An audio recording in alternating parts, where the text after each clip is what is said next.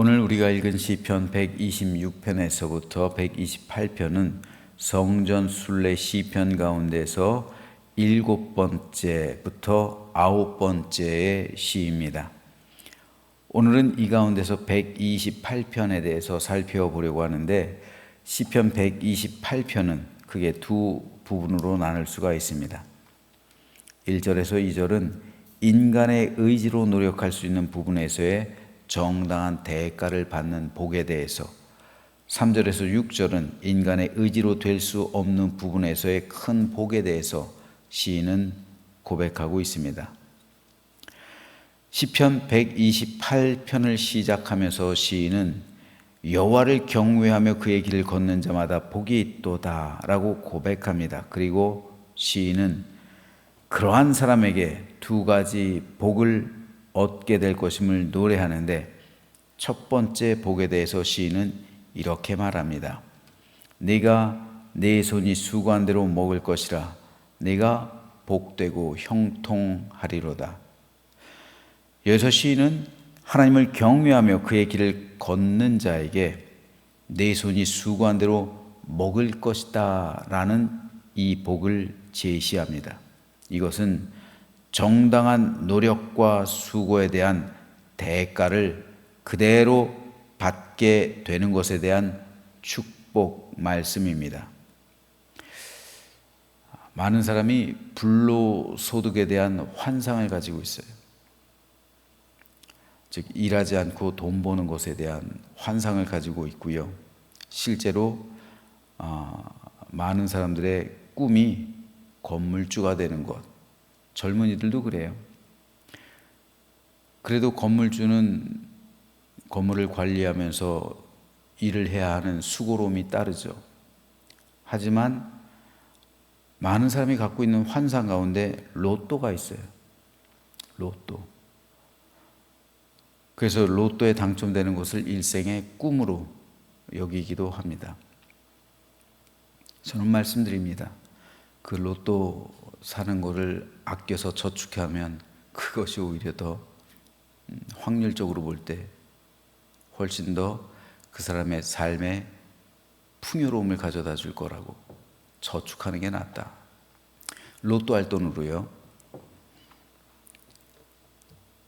그런데 많은 사람이 로또로 허비되는 돈은 그냥 우습게 여겨요. 한 주에 5만 원씩 하기도 하고, 어떤 사람은 심지어는 주변에서 20만 원씩 하는 사람도 봤어요. 20만 원씩 한 주에 하면요, 한 달이면 80만 원이에요. 그 돈 모아보세요. 어마어마한 돈이 되는 거예요. 근데 로또로 돈을 이렇게 1, 2만 원이라도 이렇게 하는 걸 사람들이 우습게 생각해요. 그만큼 환상을 갖고 있는 거예요. 불로소득에 대한 환상입니다. 하지만 성경에서 말씀하고 있는 하나님의 복은요, 불로소득이 아니에요. 그런 허망한 꿈이 아니라 정당한 노력과 수고에 대한 대가입니다. 내가 열심히 노력하고 수고하고 땀 흘린 것에 대한 정당한 대가를 받는 것, 이거 축복이에요, 여러분. 하나님께서는 죄를 지어 타락한 인류에게 너는 내 평생에 수고하여야 그 소산을 먹으리라 말씀하셨어요. 그리고 네가 흙으로 돌아갈 때까지 얼굴에 땀을 흘려야 먹을 것을 먹으리니 라고 말씀하셨습니다. 이것은 저주이기도 했지만 그와 동시에 축복이기도 해요. 왜 그렇습니까? 하나님은 이 말씀을 통해서 인류에게 수고와 땀 흘린 것에 대한 대가로서 땅의 소산을 약속하시기 때문입니다. 즉, 땀을 흘리지 않고 수고하지 않으면 너는 먹을 것을 먹을 수 없다라는 거. 에덴 동산은 땀 흘리지 않고 수고하지 않아도 하나님의 은혜로서 다스리는 곳이기 때문에 뭐든 풍족해요. 하지만 지상은 그렇지 않잖아요. 에덴 동산이 아니라 실락원을 했잖아요. 에덴 동산을 잃었잖아요. 쫓겨났잖아요. 그렇기 때문에 이 세상에서는 반드시 수고하고 땀을 흘려야 됩니다. 이것은 저주예요. 죄악에 대한 저주입니다. 하지만 이것이 저주이기는 하지만 그와 동시에 축복이기도 한 것이요. 부지런히 일하고 수고하고 땀을 흘리면 적어도 먹을 것은 걱정하지 않기 때문에 그래요. 적어도 먹을 것은 걱정하지 않게 해주시는 약속을 하나님께서 해주시는 거예요. 내가 수고한 것에 대한 정당한 대가를 받게 해 주시겠다는 거잖아요. 네가 수고한 만큼 거두게 해 주시겠다는 거잖아요. 따라서 이것은 저주인 동시에 축복이기도 한 겁니다. 오늘 본문 1절에서 시인이 고백하고 있는 것이 바로 이거예요. 네가 네 손이 수고한 대로 먹을 것이다. 바로 그것이 네가 복되고 형통한 것이다 라는 말이에요. 내가 수고한 것에 대한 정당한 대가를 받는 것, 이것이 우리 삶이 누리는 복이요 형통이라는 말입니다. 시인이 볼 때 수고에 대한 정당한 대가를 받는 것이 참된 복입니다. 그것이야말로 형통이에요. 내가 하루 종일 열심히 일하고 땀 흘린 것에 대한 정당한 대가와 보상, 이것이 우리가 누리는 복이고 이 복을 누리는 사람이 형통한 삶을 살아가고 있다는 말입니다. 왜 그렇습니까? 세상에서는 내가 수고하고 땀을 흘렸음에도 불구하고 정당한 대가를 받지 못할 때가 많기 때문에 그래요. IMF 때를 한번 생각해 보세요. 수많은 기업이 부도가 났어요. 기업들이 연쇄적으로 파산했습니다. 그에 따라 가정들이 무너졌어요. 많은 가정이 해체됐어요. 수많은 가장들이 스스로 목숨을 끊었습니다. 대기업이 무너지니까 대기업에 납품했던 중소기업들이 대금을 받지 못해서 연쇄적으로 파산했어요. 중소기업들이 연쇄적으로 파산하니까 그 밑에 있던 하청업체들도 무너졌어요. 사회 전반적으로 다 무너져 내린 사건이 IMF잖아요. 나라 전체가 파산했으니까 국민들의 삶이 무너지고 가정들이 해체된 것은 당연한 거죠.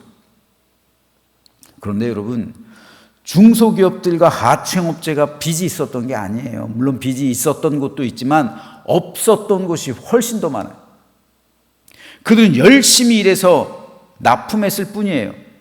그러나 그 수고와 그 땀 흘린 것, 그것에 대한 정당한 대가를 받지 못한 거예요.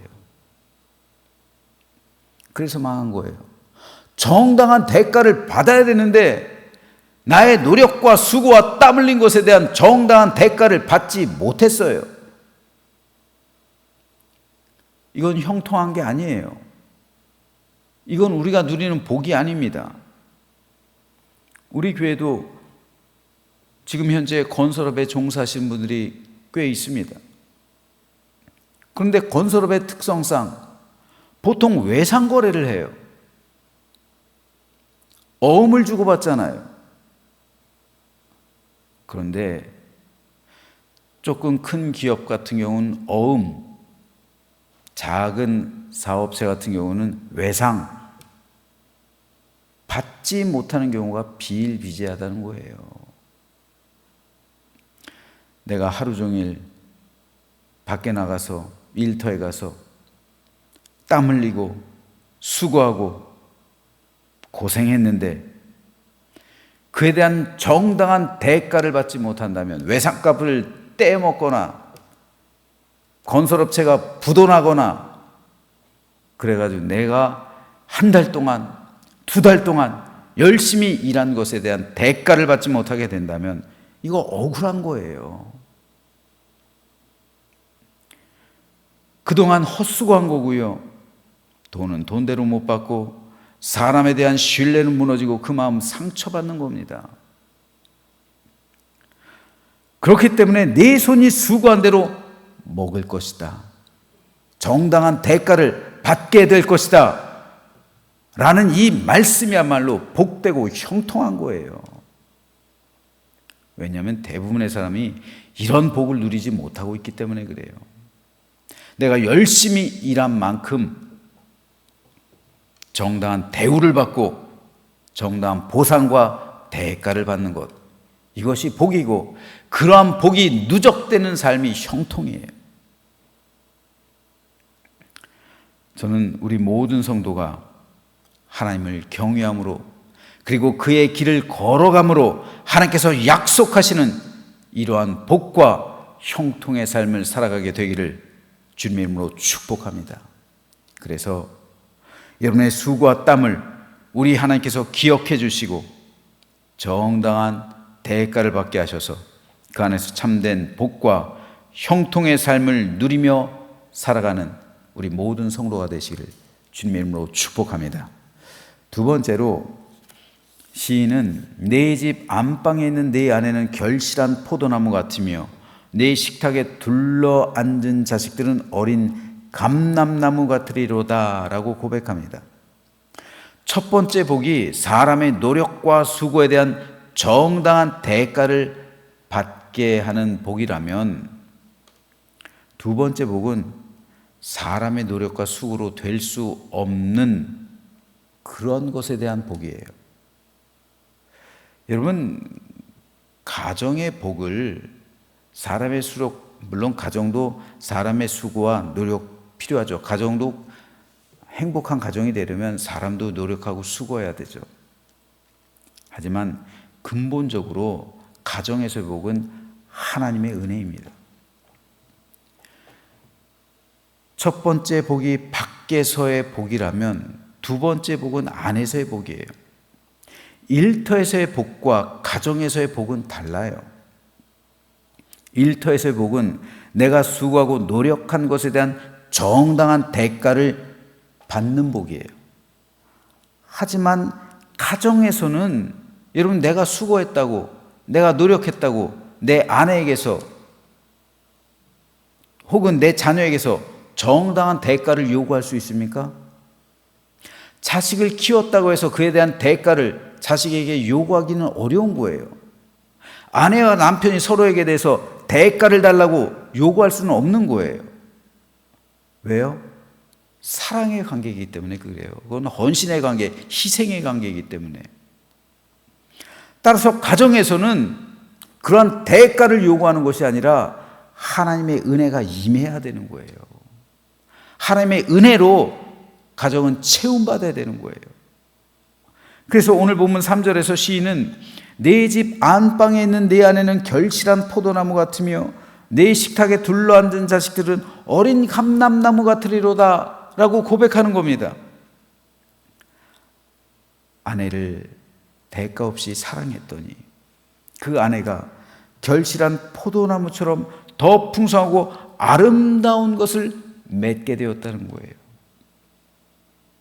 자녀를 사랑으로 키웠더니 그 자녀들이 건강하게 자라나서 감람나무처럼 많은 결실을 맺게 되었다는 거예요. 기쁨이잖아요. 부모에게 있어서 기쁨이 뭡니까? 자녀들이 잘 되는 게 기쁨이에요. 부부에게 있어서 기쁨이 뭡니까? 서로 사랑하는 거예요. 이것이 하나님께서 그 가정을 향해 베풀어 주시는 은혜요, 축복이에요. 이스라엘에 3대 나무가 있어요.